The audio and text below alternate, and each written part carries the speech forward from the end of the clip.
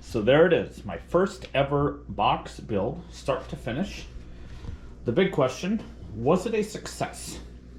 I'm going to talk about what worked, what didn't work, and what I want to change next time. Go from there. So things that I like, we'll start there. Things that I like probably the best was just the overall process.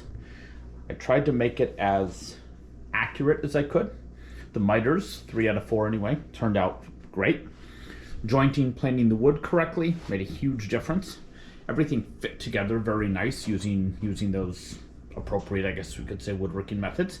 I really liked the two-tone setup with the cherry strips on the top, maple in the middle, and then the maple on the bottom. I really enjoyed that part. Things that didn't work so well, all skill-based, of course. First was I had one miter that didn't close. So this, it was going to be at the back, but I flipped things around. One miter had a pretty sizable gap. I didn't see it during glue up.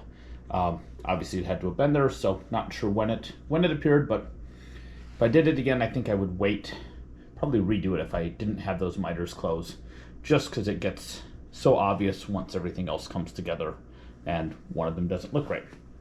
Second thing that I wasn't thrilled with, which was entirely my oversight, was I didn't glue, or I did glue rather, instead of rabbiting in the base, and I didn't pay attention to the grain pattern. Didn't even think of it as I was doing things. I could have, had I thought about it, made the front of the box the side that doesn't have the grain issues. It's barely noticeable there.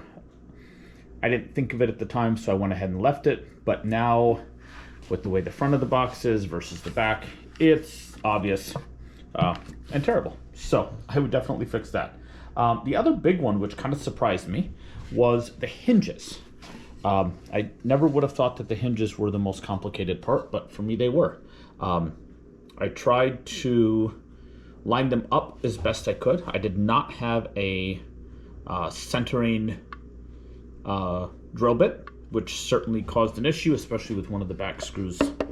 This one in particular sits up about probably 1/8 of an inch, which means that when the box closes, it's holding that just a little, so there's a little bit of a gap.